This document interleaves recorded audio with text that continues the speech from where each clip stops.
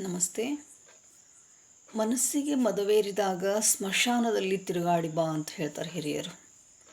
ಯಾಕಂದರೆ ನಮ್ಮ ಹಾಗೆಯೇ ಅಹಂಕಾರದಿಂದ ಕೊಬ್ಬಿ ಮೆರೆದವರು, ಅಷ್ಟಮದಗಳ ಹಿಡಿತದಲ್ಲಿ ಸಿಕ್ಕು ನಲುಗಿದವರು ಆ ಗೋರಿಯೊಳಗೆ, ಆ ಸಮಾಧಿಯೊಳಗೆ ಭೂಗತರಾಗಿ ಹೋದಂಥ ದೃಶ್ಯಗಳು ಕಾಣಿಸ್ತವೆ. ನಮಗಲ್ಲಿ ಹೋದರೆ ನಮ್ಮೊಳಗಿನ ಅಹಂಕಾರ ಇಳಿಬಹುದು ಅನ್ನೋ ಒಂದು ಉದ್ದೇಶದಿಂದ ಅದನ್ನು ಹೇಳಿದ್ದು. ಹಾಗೆ ಮನಸ್ಸಿಗೆ ಬೇಸರವಾದರೆ ಏನು ಮಾಡಬೇಕು? ಮದವೇರಿದ್ರೆ ಅಲ್ಲಿ ಹೋಗಿ ಬರೋಣ. ಬಹಳ ಬೇಜಾರಾಗಿದೆಯಪ್ಪ, ಬಹಳ ನೋವಾಗಿದೆ, ಮನಸ್ಸು ಘಾಸಿಗೊಂಡಿದೆ, ಸಮಾಧಾನ ಇಲ್ಲ, ತಳಮಳ, ನೆಮ್ಮದಿ ಇಲ್ಲ. ಆವಾಗ ಏನು ಮಾಡಬೇಕು?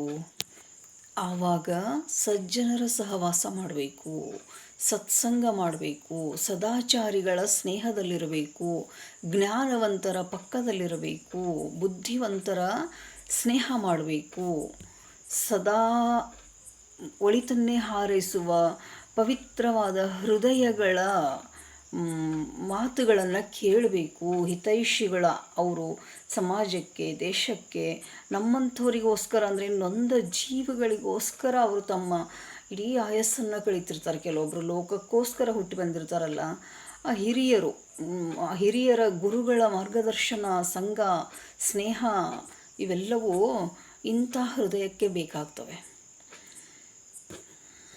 ಸರ್ವಜ್ಞ ಸುಮ್ಮನೆ ಹೇಳಿಲ್ಲ, ಸಜ್ಜನರ ಸಂಘವದು ಹೆಜ್ಜೇನು ಸವಿದಂತೆ, ದುರ್ಜನರ ಸಂಘ ಬಚ್ಚಲ ರೊಜ್ಜಿನಂತಿಕ್ಕೂ ಸರ್ವಜ್ಞ.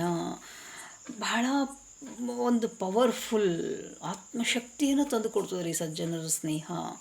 ಅಂಥವ್ರ ಮಾತುಗಳನ್ನು ಕೇಳಬೇಕು. ಅಂಥವರ ಅನುಭವಕ್ಕಿಂತ ಮಿಗಿಲಾದದ್ದು ಯಾವುದೂ ಇಲ್ಲ. ಮಾಗಿರ್ತವೆ ಆ ಜೀವಗಳು. ಜೀವನದ ಎಲ್ಲ ಅನುಭವಗಳನ್ನು ಸಾರಾಸಾರ ಕುಡಿದು ಪಕ್ವಗೊಂಡಿರ್ತವೆ, ಪ್ರಬುದ್ಧವಾಗಿರ್ತವೆ ಮನಸ್ಥಿತಿಗಳು. ತಮಗೊದಗಿದ ಸಂಕಟಗಳು, ನೋವುಗಳು, ಸುಖ ದುಃಖ ಎಲ್ಲವನ್ನು ಹೊತ್ಕೊಂಡು ಅದು ಮೆಚ್ಯೂರ್ಡ್ ಆಗಿರ್ತಾರಲ್ಲ, ಅಂಥವರಿಂದ ಬಂದಂಥ ಮಾತುಗಳು ಅವು ಅಮೃತ. ಈಗಿನ ಜನಕ್ಕೆ ಅಥವಾ ಇವತ್ತಿನ ಯುವ ಪೀಳಿಗೆಗೆ ಸನ್ಮಾರ್ಗ ತೋರಿಸುವ ಮಾರ್ಗದರ್ಶಕರ ಕೊರತೆ ಇದೆ ಅನ್ನೋ ಮಾತು ಕೇಳಿ ಬರ್ತಾ ಇದೆ ಪದೇ ಪದೇ. ದುರ್ಮಾರ್ಗಗಳನ್ನು ತೋರಿಸೋಕೆ ಸಾವಿರಾರು ರೀತಿಯ ಕಂಪನಿಗಳು, ಇಂಡಸ್ಟ್ರಿಗಳು, ಅಷ್ಟೇ ಯಾಕೆ ಶಿಕ್ಷಣ ಸಂಸ್ಥೆಗಳು, ಅಂತಿಂಥ ದರಿದ್ರ ಹವ್ಯಾಸಗಳು, ಅಂತಿಂಥ ದರಿದ್ರ ದುಶ್ಚಟಗಳು ಎಲ್ಲವೂ ಸಿದ್ಧವಾಗಿ ನಿಂತಿವೆ. ಒಂದು ಮನುಷ್ಯನ, ಒಂದು ವ್ಯಕ್ತಿಯ, ಒಬ್ಬ ಹುಡುಗನ, ಒಬ್ಬ ಹುಡುಗಿಯ ಅಥವಾ ಒಬ್ಬ ಮನುಷ್ಯರ ದಾರಿ ತಪ್ಪಿಸೋಕೆ. ಆದರೆ ಒಳ್ಳೆಯ ದಾರಿಗಳು ನಡೆಸೋಕೆ ಬಹಳಷ್ಟು ಪ್ರಯತ್ನಗಳಾಗ್ತಾಯಿಲ್ಲ ಸಮಾಜದಲ್ಲಿ. ಅದಕ್ಕೆ ಒಳ್ಳೆಯ ಗುರು ಹಿರಿಯರ, ತಂದೆ ತಾಯಿಗಳ ಆಶೀರ್ವಾದ, ಮಾರ್ಗದರ್ಶನ ನಮಗೆ ಸಿಕ್ಕಾಗ, ನಮ್ಮ ಯುವ ಪೀಳಿಗೆಗೆ ಸಿಕ್ಕಾಗ ಅವರು ಸನ್ನಡತೆ ತೋರಿಸಬಹುದು, ಸನ್ಮಾರ್ಗದಲ್ಲಿ ನಡೀಬಹುದು. ಅವರು ಕೂಡ ಎಲ್ಲ ಕಂಟಕಗಳಿಂದ ಪಾರಾಗಿ ಸಮಾಜಕ್ಕೆ, ದೇಶಕ್ಕೆ ಒಂದು ಉತ್ತಮ ಕೊಡುಗೆ ಆಗಬಹುದೇನೋ. ಆದರೆ ಯಾರು ತಿಳಿಸಿ ಹೇಳುವಷ್ಟು ವ್ಯವಧಾನ, ತಾಳ್ಮೆ, ಪುರುಸೊತ್ತು ಇವತ್ತಿನ ನಮ್ಮ ಹಿರಿಯರಿಗೆ ಇದ್ದಂಗೆ ಕಾಣಲ್ಲ ಬಹುಶಃ. ಅಥವಾ ಒಂದು ರೀತಿಯ ಅಸಡ್ಡೆ, ಉದಾಸೀನ ಭಾವ, ಅಥವಾ ಒಂದು ರೀತಿಯ ಭಯ, ಅಳುಕು ಕೂಡ. ಇಂಥ ಮಕ್ಕಳಿಗೆಲ್ಲಪ್ಪ ನಾವು ತಿದ್ದೋದು? ಅವೆಲ್ಲ ಮಾತು ಕೇಳ್ತವೆ, ನಾವು ಏನೊಂದಿಷ್ಟು ಮರ್ಯಾದೆ ಕೊಡಲ್ಲ.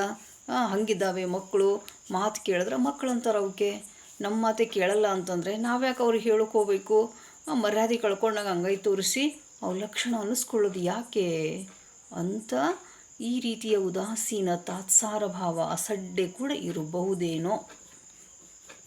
ಈ ರೀತಿ ಮನೋಭಾವವನ್ನು ಬೆಳೆಸ್ಕೊಳ್ದೇನೆ ಸಮಾಜದಲ್ಲಿರುವಂಥ ಎಲ್ಲ ಹಿರಿಯರು ಇಂಥ ಮಕ್ಕಳಿಗೆ, ಇವತ್ತಿನ ಯುವ ಪೀಳಿಗೆಗೆ ದಾರಿ ತೋರಿಸುವ ಆಗಲೇಬೇಕಾದಂಥ ತುರ್ತು ಅಗತ್ಯ ಇವತ್ತಿದೆ.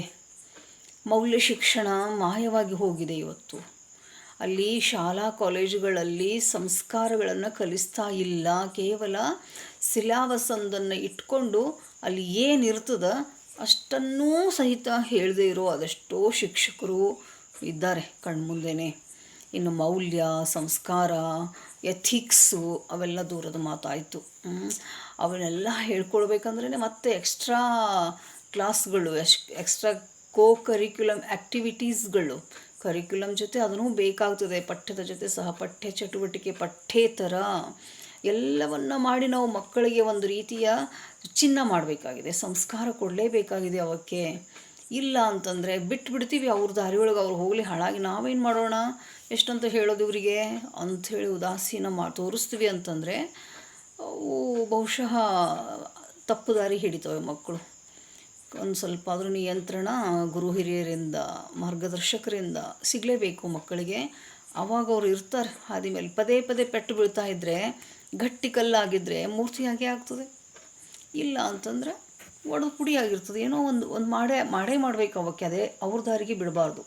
ಹಾಗೆ ಕೊಳೆಯಾದ ಬಟ್ಟೆಯನ್ನು ಸಾಬೂನು ಹಚ್ಚಿ ತೊಳೆದು ಸ್ವಚ್ಛ ಮಾಡ್ತೀವಲ್ಲ, ಹಾಗೆ ನಮ್ಮ ನಡತೆಗಳು ಶುದ್ಧವಾಗಿಲ್ಲಪ್ಪ, ಮನಸ್ಸು ಶುದ್ಧಿಲ್ಲ, ದೇಹ ಹಾಗೆ ಹೀಗೆ, ನಮ್ಮಿಂದ ಯಾವುದೂ ಆಗಲ್ಲ, ನಿಸ್ಸಹಾಯಕರು ನಾವು ಹಾಗೆ ಅಂತ ತಿಳ್ಕೊಂಡು ಕೆಲವೊಂದು ಸರ್ತಿ ಕೈ ಕಟ್ಟಿ ಕೂತ್ಬಿಟ್ಟಿರ್ತೀವಲ್ಲ, ಅಂಥ ಸಮಯದೊಳಗೆ ಇಂಥ ಸನ್ಮಾರ್ಗಗಳು ಅಂದರೆ ಮಾರ್ಗದರ್ಶಕರು ನಮಗೆ ಸಿಕ್ಕಾಗ ಮನಸ್ಸೊಂದು ಸ್ವಲ್ಪ ನಿರಾಳ ಆಗ್ತದೆ, ನೆಮ್ಮದಿ ಸಿಗ್ತದೆ, ಧೈರ್ಯ ಬರ್ತದೆ ಮನಸ್ಸಿಗೆ. ನಮ್ಮನ್ನು ಗಮನಿಸೋರು ಇದ್ದಾರಲ್ಲಪ್ಪ, ನಮಗೂ ಬೆಲೆ ಕೊಡಬೇಕು. ಪ್ರತಿಯೊಬ್ಬರಿಗೂ ಅವರದ್ದೇ ಆದ ಗೌರವ ಇದೆ. ಸಮಾಜ ಅಂತಂದ್ರೆ ಮನುಷ್ಯ ವರ್ಗಕ್ಕೆ ಅವರದ್ದೇ ಆದ ಬೆಲೆ ಇದೆ. ಅವರಿಗೆ ಅವರ ಅಸ್ತಿತ್ವಕ್ಕೆ ನಾವು ಗೌರವ ಕೊಡಬೇಕು, ಮನ್ನಣೆ ಕೊಡಬೇಕು. ಅವರ ಅಭಿಪ್ರಾಯಗಳಿಗೆ ಸಂತೋಷವನ್ನು ಹಂಚಬೇಕು, ದುಃಖವನ್ನು ಹಂಚ್ಕೋಬೇಕು, ಪರಸ್ಪರ ಸಹಕಾರ, ಸಹಾಯ, ಸೇವಾ ಭಾವವನ್ನು ಬೆಳೆಸ್ಕೋಬೇಕು, ಪ್ರೀತಿಸಬೇಕು, ಗೌರವಿಸಬೇಕು. ನಾಗರಿಕ ಸಮಾಜದೊಳಗೆ ಇವೆಲ್ಲ ಆದಾಗ ಮಾತ್ರ ಒಂದು ರೀತಿಯ ನೆಮ್ಮದಿಯ ವಾತಾವರಣ. ವೈಯಕ್ತಿಕವಾಗಿಯೂ ಕೂಡ ನಾನು ನೆಮ್ಮದಿಯಿಂದ ಇರಬೇಕಂತಂದರೆ ಎಲ್ಲರ ಸಹಾಯ ಸಹಕಾರ, ಪ್ರೀತಿ, ಸೇವೆಯ ಅಗತ್ಯ ಇದ್ದೇ ಇದೆ.